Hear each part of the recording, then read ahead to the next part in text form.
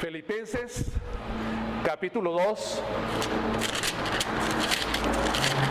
versículo 12 al 16.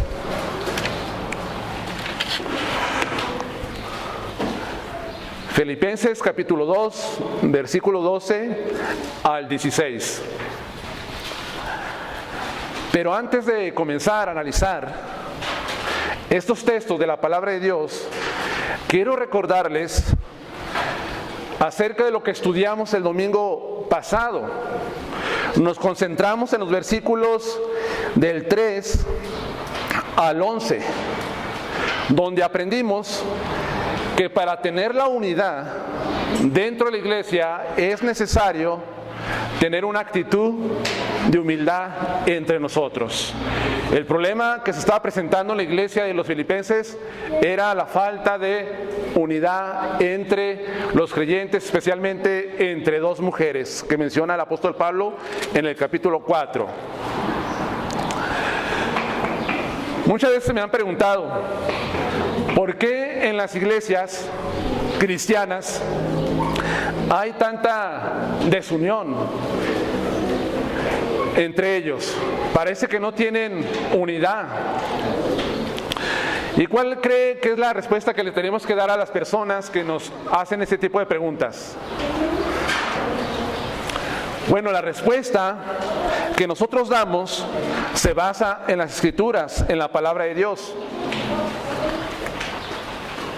Sabemos que la contienda, el orgullo, son pecados que tienen el potencial para desunir, dividir, destruir una iglesia. La contención y la vanidad o el orgullo. Debemos de tener mucho cuidado y ponernos a temblar, porque cuando se manifiestan este tipo de acciones pecaminosas en el cuerpo de Cristo, esto puede originar que la iglesia se colapse, una iglesia local, un cuerpo de creyentes como estamos aquí reunidos. Cuando los miembros de una congregación comienzan o empiezan a hacer las cosas por contención y por vanagloria, estamos en verdaderos problemas. Esta ha sido una de las causas por qué las iglesias se han desintegrado, han terminado, y el nombre de Jesucristo ha sido mal mirado entre aquellos que están observándonos continuamente entre la gente.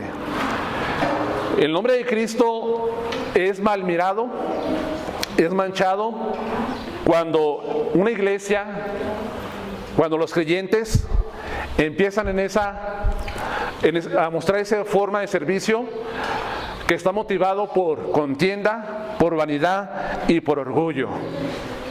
Y esto tarde que temprano desintegra una congregación. Entonces, es vital para la unidad de la iglesia mantener entre nosotros la humildad. Mantener la humildad entre cada uno de los que estamos aquí presentes. Y sobre todo cuando se trata de servir. Dios nos ha dado dones a cada uno y los debemos de emplear de una forma humilde, no buscando ¿cómo le puedo decir? El prestigio, los primeros lugares, el querer sobresalir de los demás para nuestra propia satisfacción egoísta o vana. No tenemos que hacer estas cosas. Tenemos que mantener la humildad, como dice un comentarista bíblico muy famoso del Nuevo Testamento, llamado A.T. Robertson. Dice: no manteniendo la mirada en la posibilidad de ser el número uno, sino más bien procurar el bien de los demás. No mantener la mirada en querer ser el número uno, sino buscar el bien de los demás. Estamos en el mundo donde todo gira alrededor del hombre, el humanismo. Esa filosofía que todo está centrado en el hombre, que tú tienes que tener, que tú tienes que ser el primero sobre todos. Ese tipo de filosofías no encajan con la palabra de Dios, porque la Escritura dice que cualquiera que quiere ser el número uno, el primero entre nosotros, tiene que ser nuestro servidor. Y además no vamos a servir porque queremos ser el número uno, sino porque Dios nos ha llamado a servir y a mostrar el servicio a través de los dones que nos ha dado de una forma humilde. Eso es lo que estuvimos analizando el domingo pasado. Mostrar un servicio humilde entre nosotros.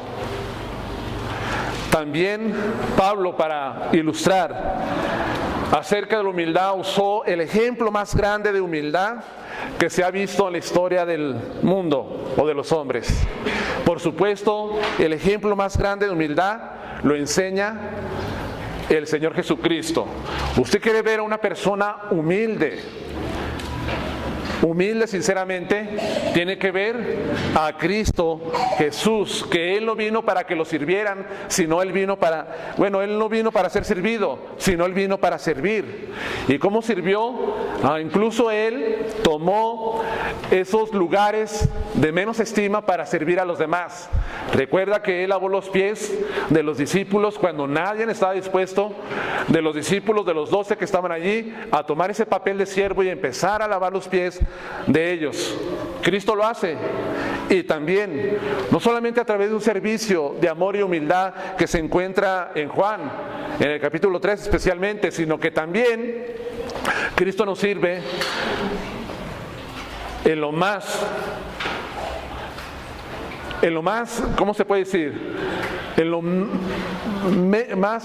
menos estimado, lo más bajo que se puede entender en el tiempo del primer siglo, muriendo en una cruz del Calvario.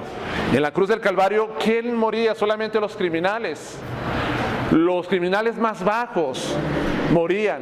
Sin embargo, Cristo se humilló a sí mismo, fue a la cruz, porque Él tenía el propósito de salvarnos, servirnos de esa forma y también mostrar la humildad. Entonces Pablo usa el ejemplo de Cristo para enseñarnos acerca de cómo debemos nosotros ser humildes, porque en este lugar no hay posiciones, hermanos, todos somos iguales.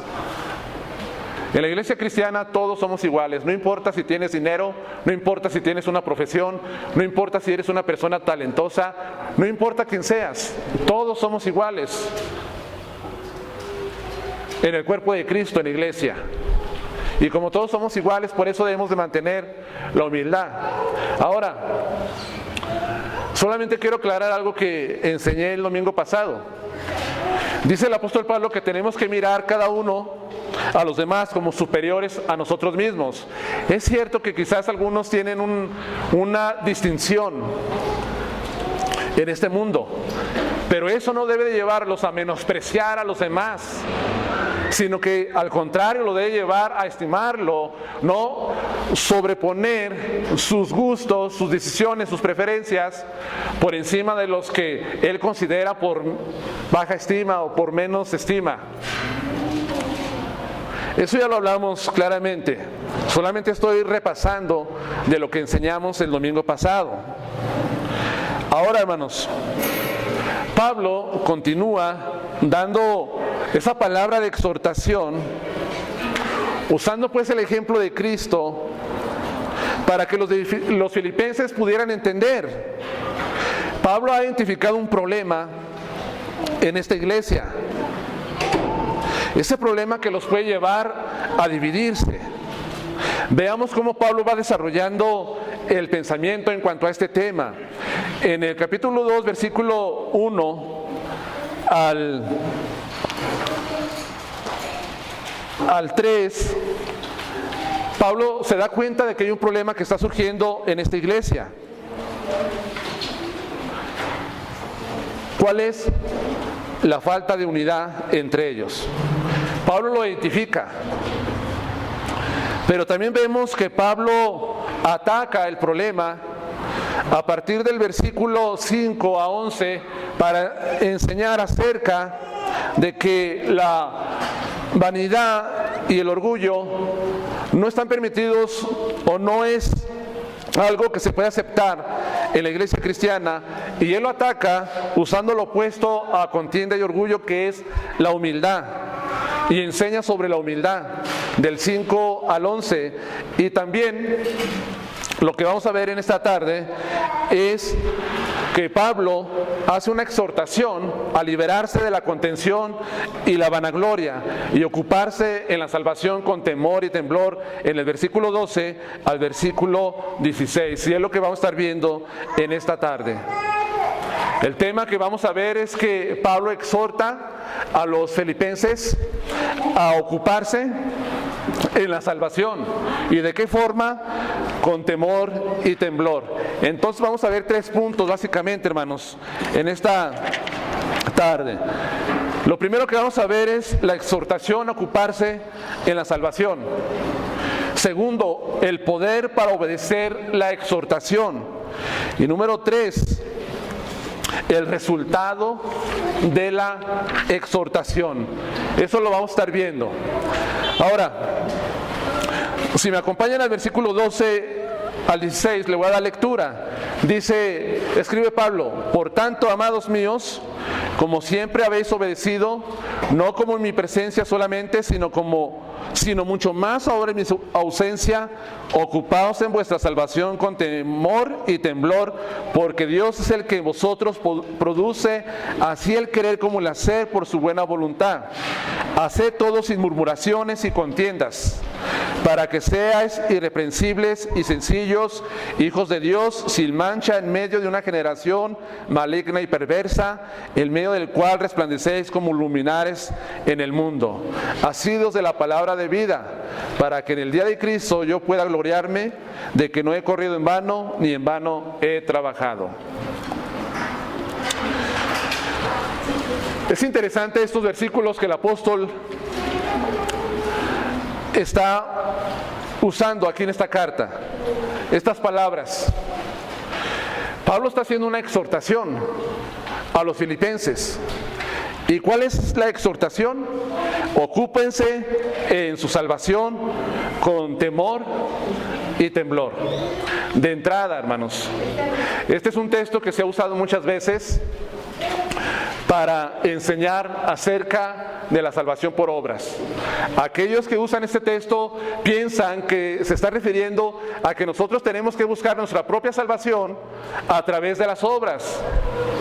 Sin embargo, la Escritura nos enseña que no es la salvación por obras, sino que nosotros obtenemos esa salvación de parte de Dios a través de la gracia. Por ejemplo, Efesios 2, versículo 8 y 9, por gracia sois salvos por medio de la fe, y esto no es de nosotros, pues es un don de Dios, para que nadie se gloríe delante del Señor. Entonces, no es un texto que está hablando acerca de la salvación por obras. Si no es así, pues, lo que Pablo dice, ¿qué significa pues este texto? Que muchos han interpretado mal. Ese texto tiene un significado y lo tenemos que ver en su contexto, hermanos. El de ocuparse en la salvación con temor y temblor. Bueno, este texto puede significar 2 cosas: el ocuparnos en la salvación que Dios ha puesto en nosotros. Dios nos ha dado vida eterna de una forma gratuita. Debemos vivir vidas de santidad práctica.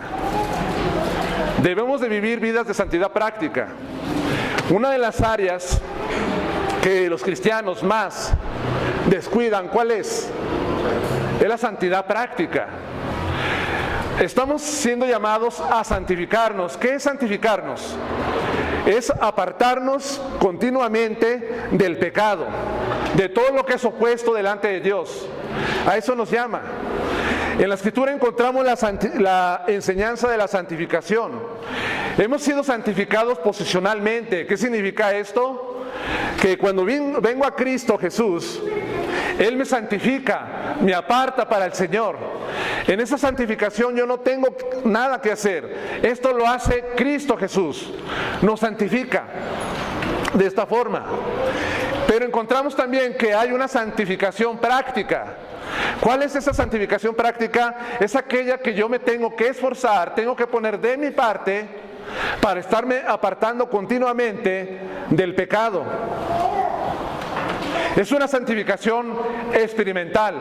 Y también encontramos la tercera parte de la santificación, que hay una santificación por siempre.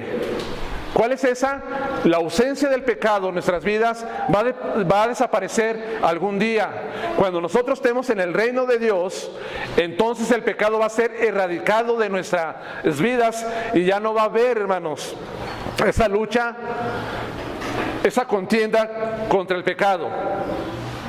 Estamos esperando esa santificación en el futuro, pero mientras estamos en este mundo, tenemos nosotros la obligación de santificarnos personalmente, de estar buscando el ser cada vez más como Cristo Jesús, el estar desarrollando el carácter de Cristo, como dice Romanos capítulo 8.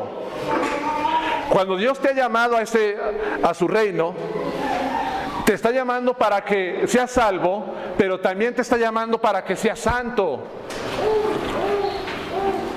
Y muchos no lo entienden de esta forma.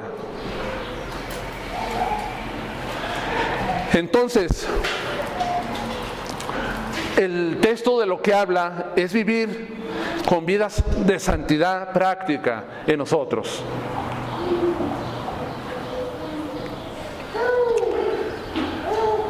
También algo que el texto y en su contexto podemos ver que se puede aplicar es que salvación, ocuparse en salvación, significa solucionar pues el problema que estaba entre los filipenses.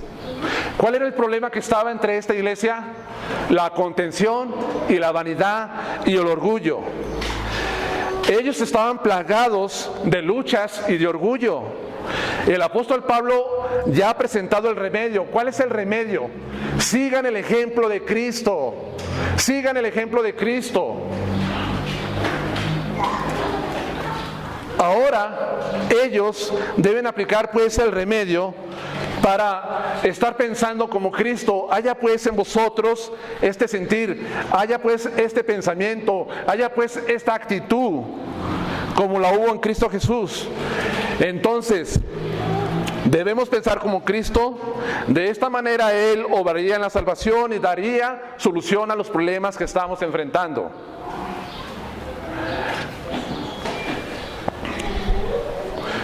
Creo, hermanos, que estas dos son las correctas interpretaciones. ¿Por qué? Porque en su contexto así lo dice.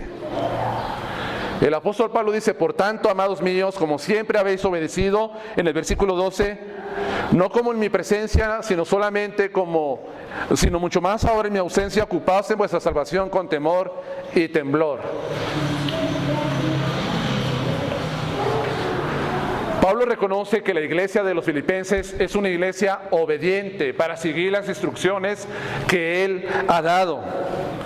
Eran obedientes a los mandamientos de Dios. No solo cuando Pablo estaba presente, sino que aún cuando Pablo no se encontraba entre ellos, ellos obedecían las instrucciones del apóstol Pablo.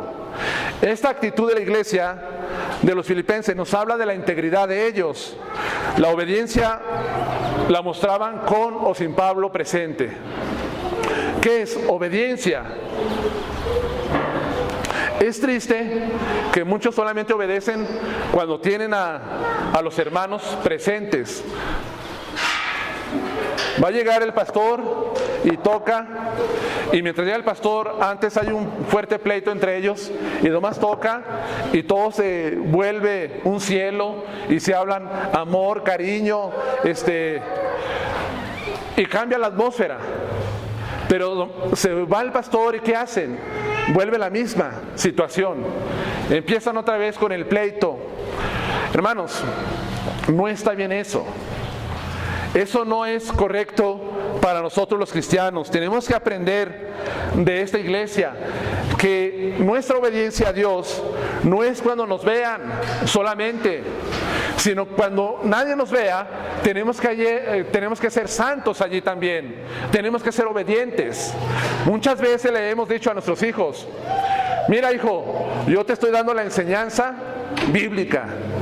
Lo hago para que cuando yo no esté presente, tú obedezcas. No todo el tiempo yo voy a estar de la mano contigo. No todo el tiempo voy a estar caminando a tu lado. Necesito que cuando tú estés solo y te encuentres lejos de nosotros, tú seas obediente, tanto en nuestra presencia como también en nuestra ausencia. Hermanos, ¿cuántos de ustedes no buscan también esto con sus hijos? Y sobre todo aquellos también, hermanos, que están bajo nuestro discipulado. Queremos que sean obedientes no solamente cuando estamos en el tiempo con ustedes, sino cuando no estamos también, cuando lo estamos discipulando, que ustedes sigan obedeciendo a las instrucciones que nosotros les estamos dando a través de la palabra de Dios. La verdadera santificación, cuando una persona es santa, ¿saben dónde se va a mostrar? Cuando está solo, cuando nadie lo ve, cuando no hay ojos que lo observan humanos, aunque los ojos de Jehová están todo el tiempo sobre nosotros. Allí se demuestra la santificación. Allí también se demuestra la obediencia que debemos demostrar a las enseñanzas de la palabra.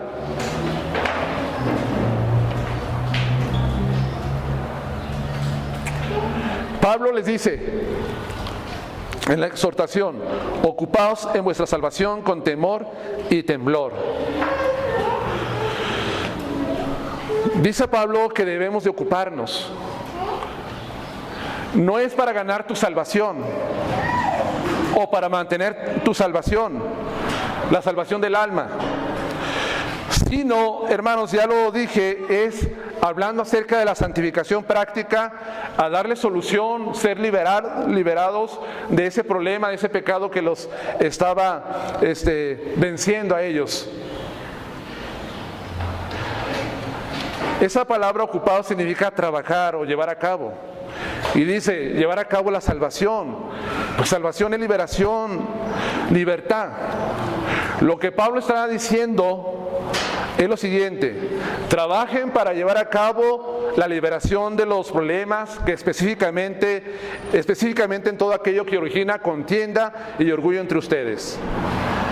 Básicamente, pues, dice, trabajen en santificación práctica, vivan vidas santificadas, porque eso es lo que los aparta de los pecados.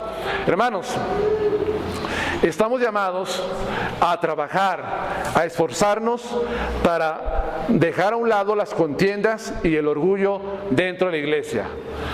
La contienda y el orgullo no va a llegar de una forma no se va a ir de una forma automática de nosotros. Todos tenemos que estar trabajando para quitar eso dentro de la congregación. Yo soy responsable, tú eres responsable para mantener la unidad en la iglesia. Tú eres responsable para que en la iglesia no haya contención y para que no haya orgullo. Somos responsables cada uno. El pensamiento de Pablo, pues, es ese: continuamente estén santificando y ejerzan o ocúpense en ese trabajo sin interrupciones hasta terminarlo completamente. Tenemos que activarnos, hermanos. Si tú ves que en la iglesia hay vanidad, que hay orgullo, que alguien quiere servir por orgullo y por motivos equivocados, rápidamente tienes que trabajar con él. O si yo soy una de las personas que digo, voy a servir por motivos equivocados, yo debo esforzarme para decirle: Señor, quita eso de mi vida. Yo no quiero ser más importante que los demás.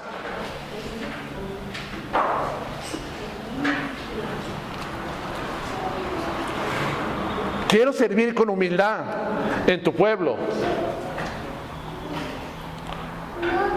Ayúdame a ocuparme en mantener la unidad. Hay muchos textos que nos hablan sobre la santidad práctica, hermanos.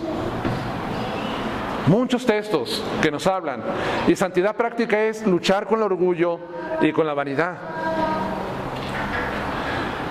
Le puedo mencionar algunos. No lo voy a leer todos, pero le voy a dar la cita. Romanos 6:19, 1 Corintios 2:24, 1 Corintios 15:58, Hebreos 12:1, 1 Tesalonicenses 4:3. En ese pasaje último dice que la voluntad de Dios es nuestra santificación, hermanos. El deseo del Señor es que seamos santos cada día, apartados del pecado. Entre más nos santifiquemos, más nos acercamos a la mente de Cristo, y así traeremos solución a muchos problemas que hay entre nosotros o pueden levantarse. ¿Por qué creen ustedes que estas dos mujeres que entraron en contención, como les dije el domingo pasado, estaban contendiendo y luchando entre ellas porque las cosas no se hacían a su manera? Era falta de santidad, hermanos. Era falta de una santificación práctica en sus vidas. No estaban teniendo ellos la mente de Cristo. Una mente con la mentalidad de Cristo nos va a llevar pues a resolver problemas entre nosotros.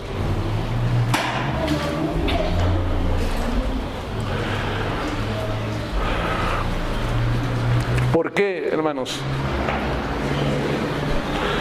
Es importante pues lo que estamos comentando de tener una actitud de santificación. Es porque tenemos que tener la misma actitud que tuvo José, que ustedes conocen como el soñador. ¿Qué hizo Josué cuando fue acosado por una mujer? Huyó. ¿Pero por qué huyó? Porque no quería deshonrar a Dios, dice nuestra hermana Angélica. Él no quería deshonrar a Dios. Claro, eso lo encontramos en Génesis,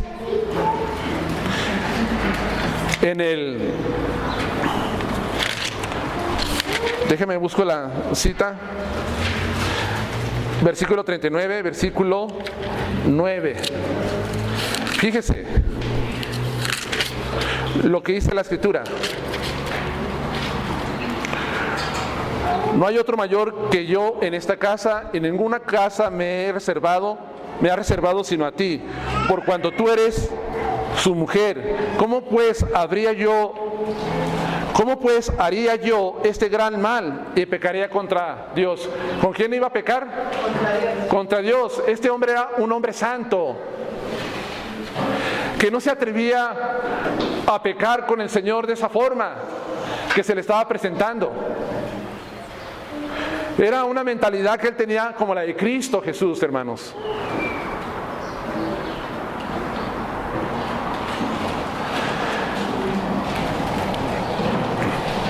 Es lo mismo, santificación.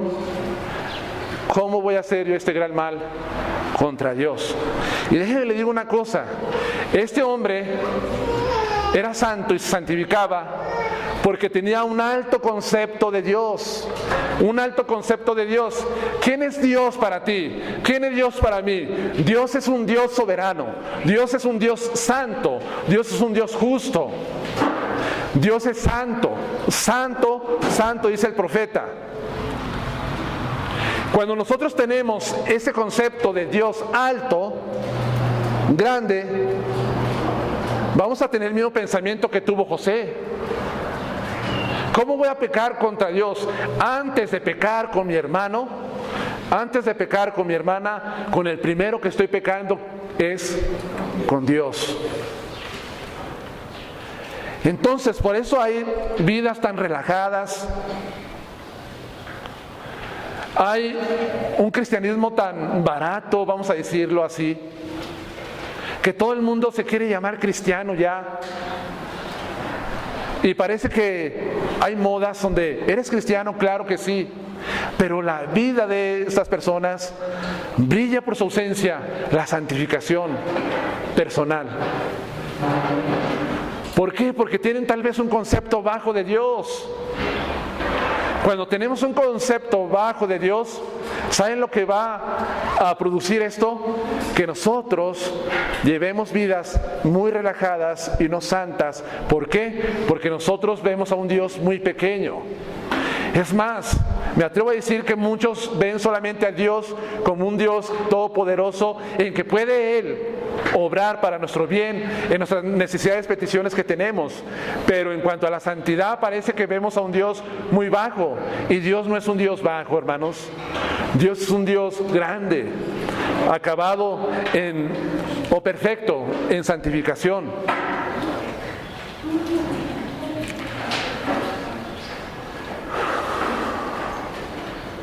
Dice que debemos de ocuparnos en la exhortación con temor y temblor.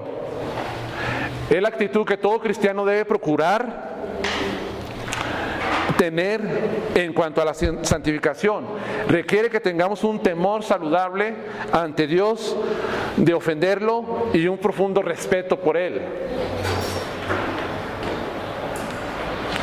No tememos a Dios porque con un pavor, así como mucha gente, o como experimentaron los israelitas al pie del monte Sinaí, sino que tenemos un temor santo a nuestro Dios y tenemos un profundo respeto de ofenderlo. ¿Se detiene usted cada vez que es desafiado en su vida para pecar delante de Dios? ¿Tiene ese temor saludable y profundo respeto por Él? Esa es la forma como nosotros vamos a estar trabajando nuestra santificación, respetando al Señor, sus mandamientos, sus leyes, su persona, su santificación.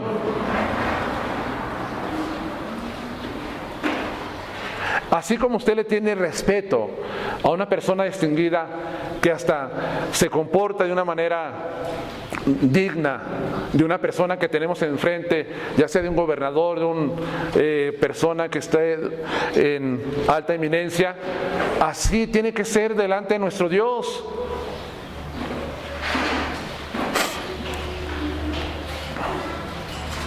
Tiene que ser de esa forma, hermanos.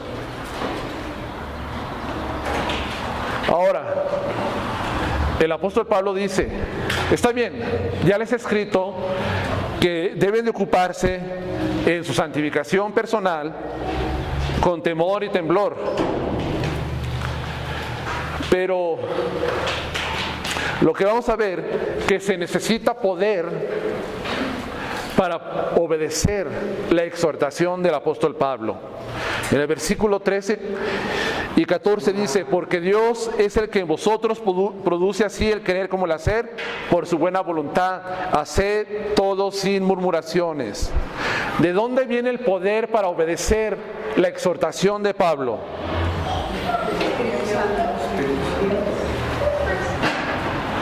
Él ya los exhortó para que se liberen de la contienda y el orgullo a través de la santificación.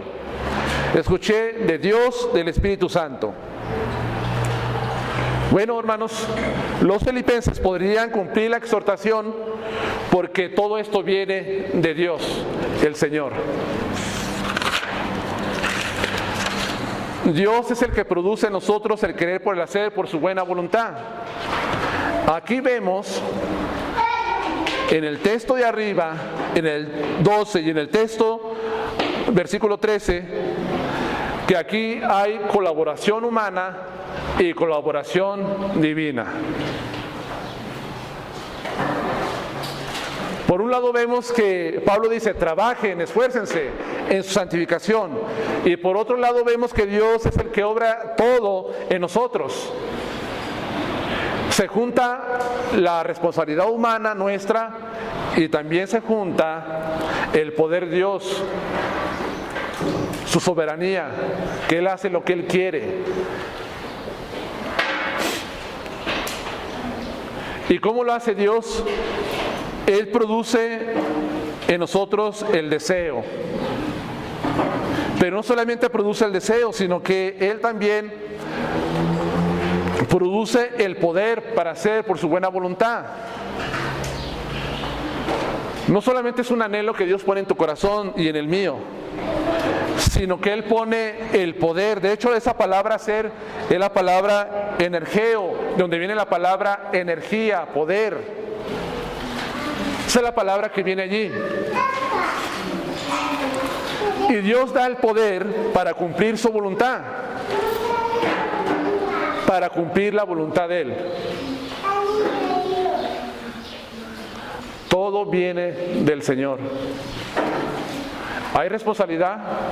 Sí, pero también Dios opera para que cumplamos su voluntad. El apóstol Pablo dice, hagan todo sin murmuraciones, da un mandamiento. Haced todo sin murmuraciones y contiendas. Hermanos, después el apóstol de hablar de santificación y lo que produce Dios, el deseo y el poder para cumplir en la exhortación, Pablo dice, hagan todo sin murmuraciones. Nuevamente le recuerda que las contiendas son un pecado que puede llevar a la desunión y a la división dentro de la iglesia de Filipenses. Haced todo pues sin murmuraciones y contienda. ¿Han notado lo que dice allí? El texto, el verso 14, dice, haced todo. ¿Qué implica hacer todo, hermanos? Es todo. No dice que hagas solamente una parte y que dejes otra. Dice que haced todo, todo. Lo que da a entender es que todo lo que está relacionado con el servicio cristiano lo debemos de llevar con una buena actitud. Haced todo. ¿Qué es lo que hacemos en esta comunidad de fe como servicio cristiano? Nuestro servicio a Dios, ¿qué es lo que hacemos? ¿Qué es lo que se hace aquí, hermanos? Hay muchas cosas que hacemos. Por ejemplo, alguien toca la música, hay un grupo de alabanza, ¿verdad? También hay hermanos que están predicando, ya comenzaron a predicar. Se hace el aseo también, se prepara la comida, se evangeliza, se ora por los hermanos, se consuela, se exhorta, se reprende y muchas cosas se hacen dentro de la iglesia. Hay muchas cosas que se hacen aquí en este lugar. Y el apóstol Pablo dice, hagan todo lo que está relacionado en el servicio cristiano. Y no solamente aquí, hermano, también afuera. Háganlo sin murmuraciones. ¿Qué es murmuración? Murmuración es el desagrado y quejas, más bien desagrado y quejas en privado que en público. Es hablar en voz baja y de manera quejumbrosa. Si se fijan, murmuración no es algo público, sino que lo hacen en privado. Va alguien con el hermano Gerardo, viene con el hermano Pedro y le dice, hermano, ¿te fijaste en esta situación? Y eso no estuvo bien, ¿cómo lo hizo? Y yo había dicho que se hicieran así las cosas. Esas cosas no me agradan a mí. Y empiezas a murmurar con los demás. ¿Te fijaste que el que predica no trae una corbata? ¿Que no trae un traje? Por ejemplo. ¿Te fijaste que el que preparó la comida, nomás no? El que hizo el aseo, etcétera, etcétera. Muchas cosas, hermanos. Murmurar y hablar en voz baja. Y ir hablando de los demás en voz baja.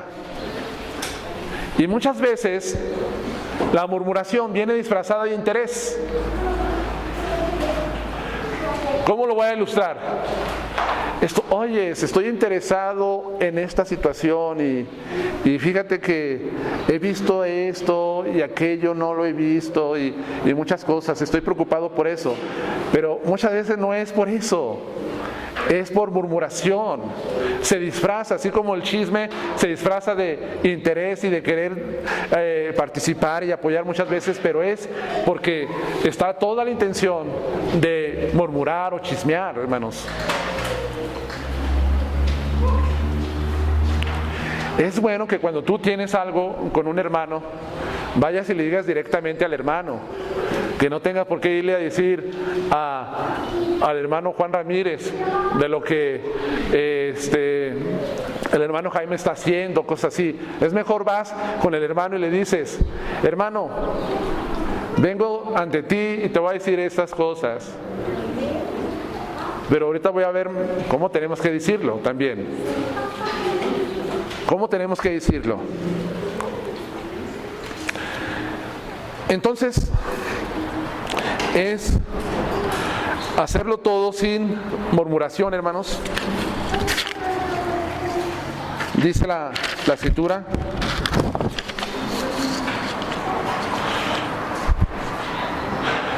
porque, hermanos, la murmuración es un pecado que se puede propagar y puede debilitar el testimonio de la iglesia.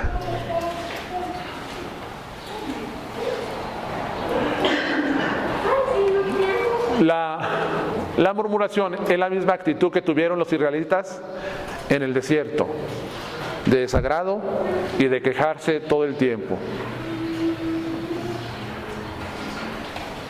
¿Y qué pasó con esa generación que salió de Egipto?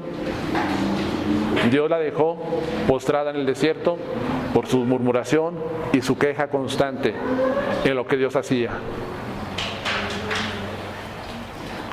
Incluso hay algunos que se quejan delante de Dios y murmuran ante Él: ¿por qué a mí me tiene que pasar esto?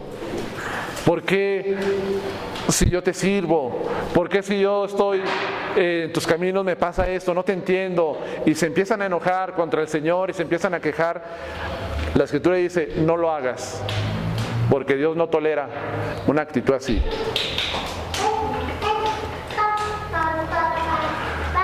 La murmuración,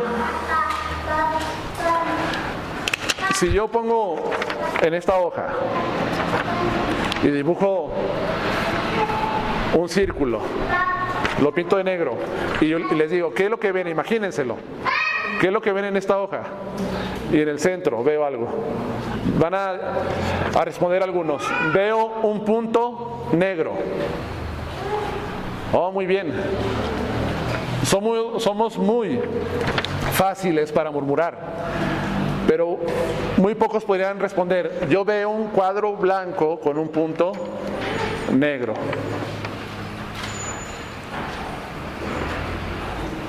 ¿A qué me refiero?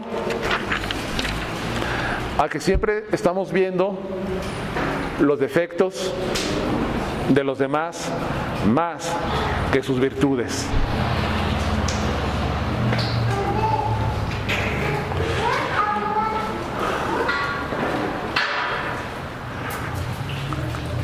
El apóstol Pablo dice: hagan sin contienda también.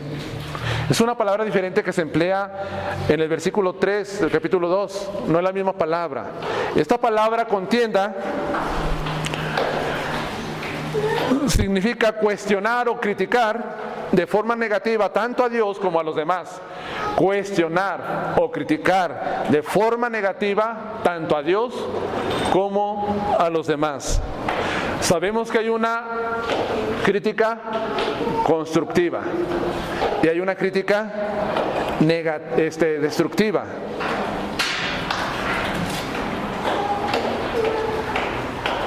¿Cómo cuestionan ustedes? ¿De una forma constructiva o destructiva?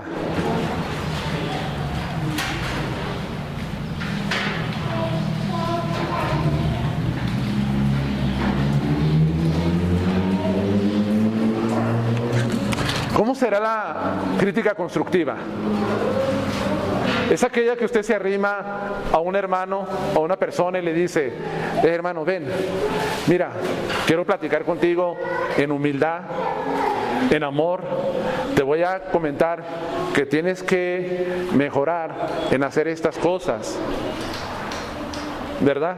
Estoy preocupado por ti, quiero que sigas creciendo en esta área de tu vida. Pero la crítica constructiva, ¿cuál es? A mí me pareció que no estás bien lo que estás haciendo. Tú no sirves para nada. Y muchas cosas más se puede usar para ilustrar. De esas formas que dices tú, esa crítica en vez de darte para arriba, te da el bajón. Cuando los esposos critican a la esposa que se esmera por hacer la comida y le dice, aquí está, y empieza a decirle, no, esta comida no te quedó buena, no aprendes nomás, échale más ganas en la comida. ¿Qué creen que hace?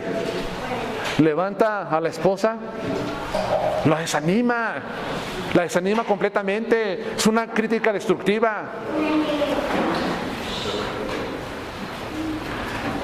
Y aquí en la iglesia tenemos que tener una crítica constructiva, mas no destructiva. Tenemos que tener el tacto para llegar a las personas y decirles, mejora más en esto, échale más ganas en esta área, pero con tacto, hermanos, con un buen tacto. Y aquí yo veo que muchas veces no se usa el tacto para decir las cosas.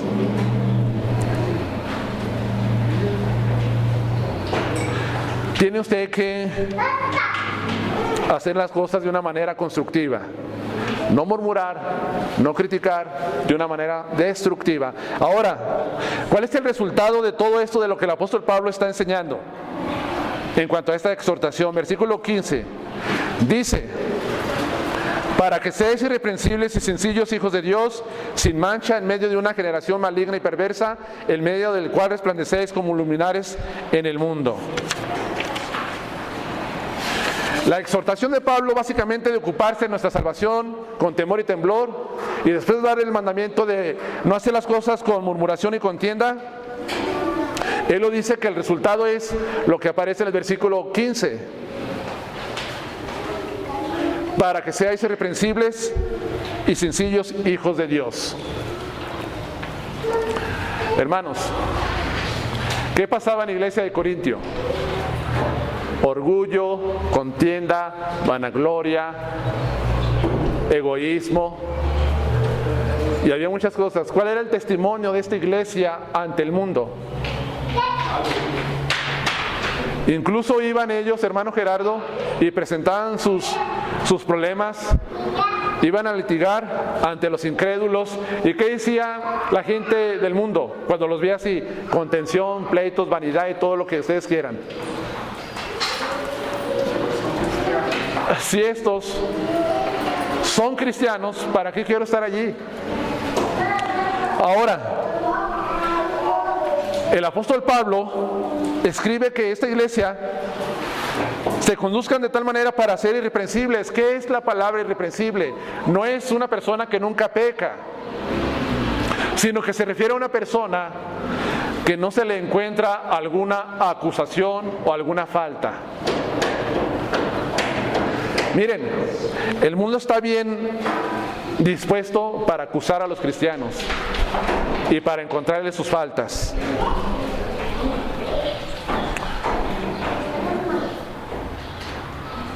Entonces debemos mantener una vida libre de acusación de otra persona.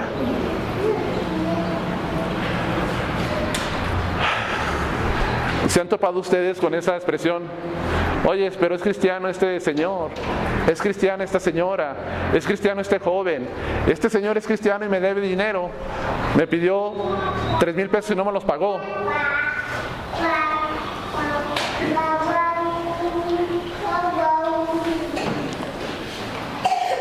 Se dice que es cristiano y se roba la gasolina de la empresa.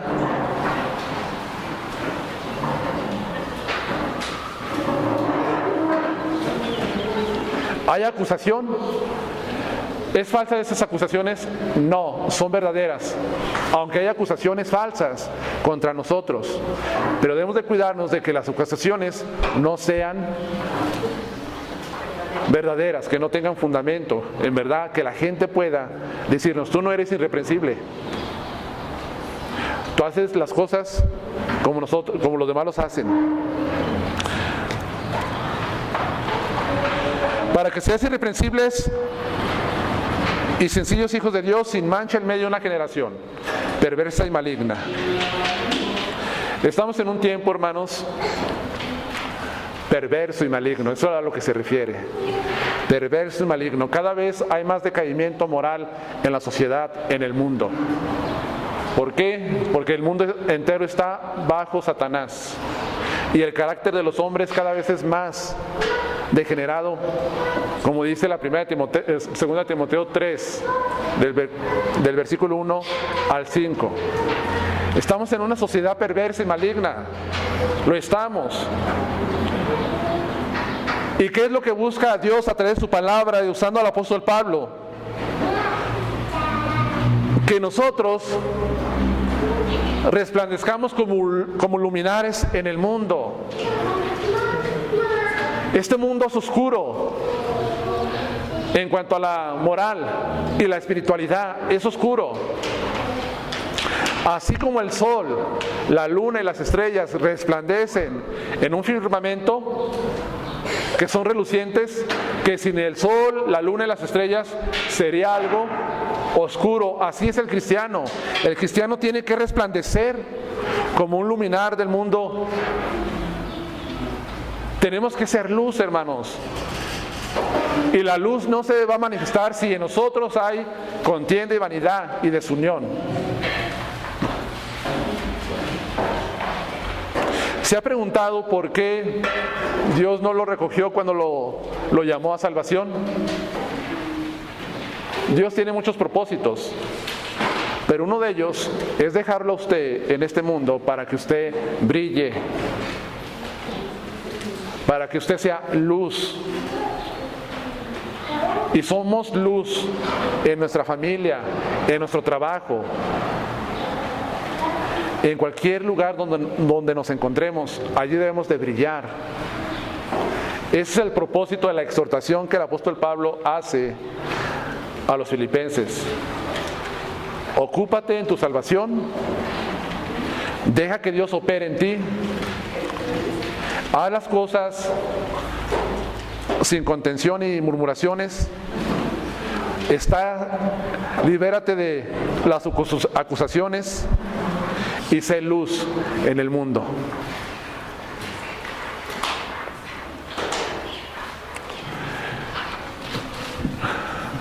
Sí, en nosotros hay desunión, división, orgullo y contienda, no somos luz.